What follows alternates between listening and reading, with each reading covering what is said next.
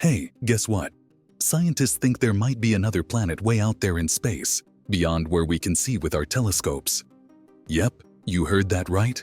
So picture this, our solar system, with the sun in the middle and all the planets orbiting around it. But wait, there might be a sneaky ninth planet lurking out there, way past Neptune and Pluto. NASA, the super smart space folks, have been scanning the skies and they've spotted something strange. This mysterious ninth planet seems to be tugging at the other planets, making their orbits act a bit wonky. Imagine if you were on a merry-go-round and someone started pushing it from the side.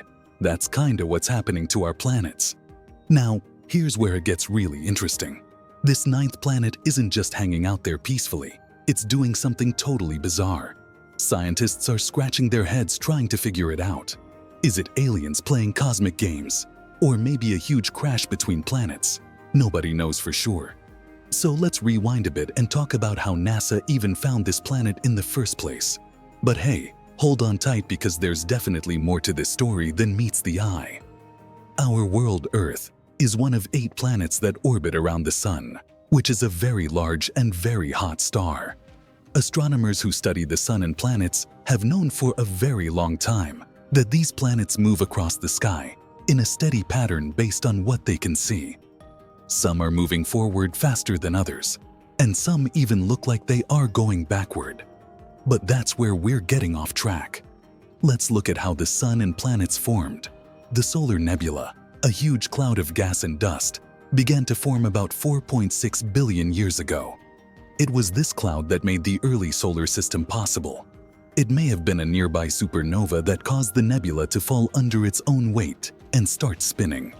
Because of the principle of conservation of angular momentum, a protostar formed at the center of the spinning cloud. It got hotter and denser over time. The accretion process led tiny bits of dust to hit each other and group together to form planetesimals, which are bigger objects. As they continued to crash into each other and merge, the surrounding matter started to stick together.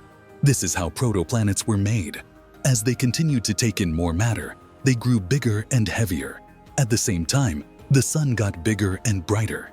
During this time, it became the most powerful object in the solar system after it surpassed the mass of all the planets, asteroids, and comets put together. Denser materials fell to the cores of the protoplanets, while lighter materials rose to the tops. As the protoplanets continued to gather material, their cores became hotter and more differentiated. Earth and other planets with rocky surfaces were made in part by this process, which we will talk about in a bit. The Sun's strong rays and solar wind blew away the last of the gas and dust into space. Because of the lower temperatures there, gas and ice could stay gaseous, which is how gas giants like Saturn and Jupiter formed.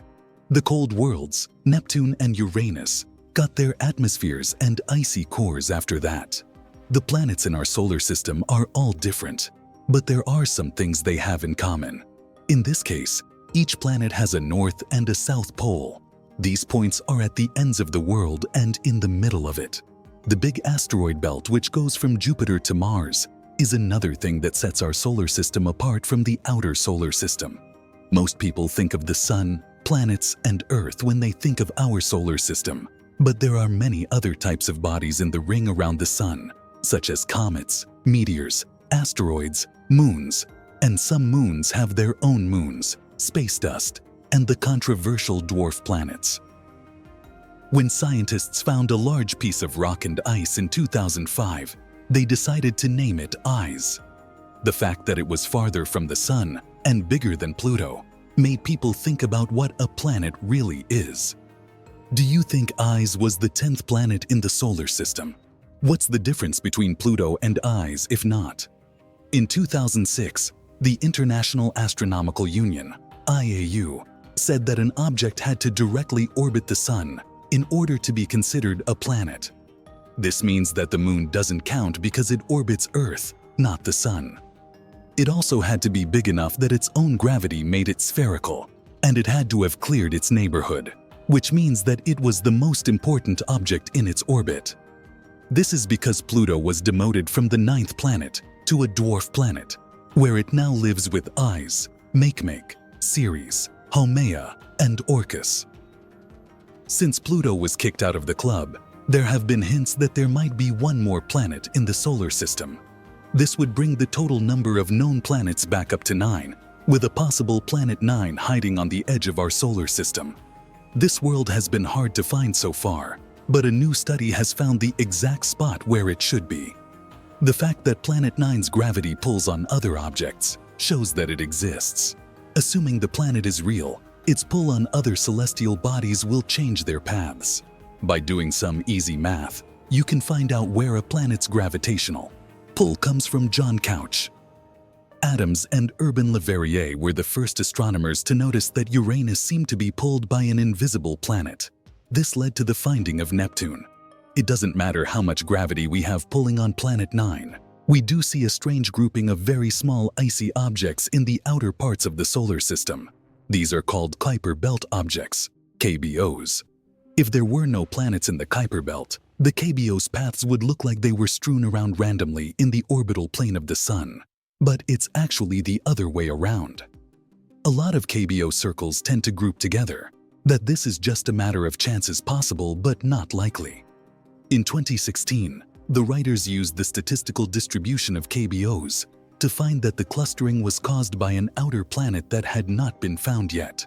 They think it weighs about 5 Earths and is about 10 times farther away from the Sun than Neptune.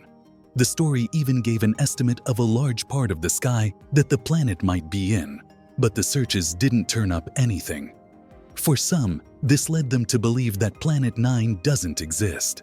Planets may not always be present when their paths are strange. That's what Planet Vulcan would say, because some people didn't like the first work. This new study goes back and looks at it again. Many people don't like how easy it is to find things in the outer solar system, which forces us to look in awkward places. The fact that we saw a clustering effect could just be due to skewed data. The writers say that the clustering is still statistically significant, even though observational bias was taken into account. The chance that it's just a coincidence is very small. By recalculating the likely orbit of Planet 9, scientists are better able to target it. The study's interesting new orbit brings Planet 9 closer to the Sun than previous predictions. Some people have even said that Planet 9 is real, but we will never be able to see it because it is a primitive black hole. Could it not even be a planet? Could it be the first black hole? Our methods for studying the sky are always getting better, but there are still a lot of small worlds in the solar system that we haven't found yet. The 9th planet in our solar system is thought to be much bigger than Earth. It has a mass of 5 to 10 Earth masses and goes around the Sun 400 to 800 astronomical units away on average. Earth's orbit around the Sun is about 1 astronomical unit away, which is 10 to 20 times farther than Pluto's orbit. 9 planets would take between 10,000 and 20,000 years to go around the Sun once. The idea of a big world following the Sun from so far away is very interesting. Studies of other star systems show that there are a lot of exoplanets with masses between those of Earth and Neptune. It's strange that our solar system doesn't have a world with this mass range, but if Planet 9 is real, it would be a huge, important finding that would change the way we think about the system of planets that orbit our Sun. It goes without saying that a planet with a path so off would be very hard to find. Still, experts keep looking through infrared surveys in the hopes of seeing something far away, moving across the sky. There isn't much direct proof that Planet 9 exists, other than the fact that something in the outer solar system is pulling on it. The object should be giving off infrared radiation if it is out there. This type of radiation comes from the planet's energy leak since the beginning of time. Now we get to the black hole idea. In a new study, astronomers Jacob Schultz from Durham University and James Unwin from the University of Illinois at Chicago presented a different idea. They said that the gravitational oddities in the farthest reaches of the solar system are not caused by planets at all. Instead, they said that there was a primordial black hole, which is an idea that has caused some talk. The rest of the solar system is not in danger from this type of black hole because it is too small, but it would have a big effect in the farthest parts of our solar system. We only know Planet 9 exists because of its effects on trans-Neptunian objects, TNOs. After all, black holes are the things with the strongest gravitational pull in the universe.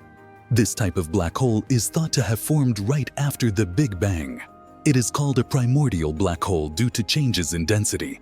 Black holes with different masses would have formed very quickly in the early universe after being spread out in space.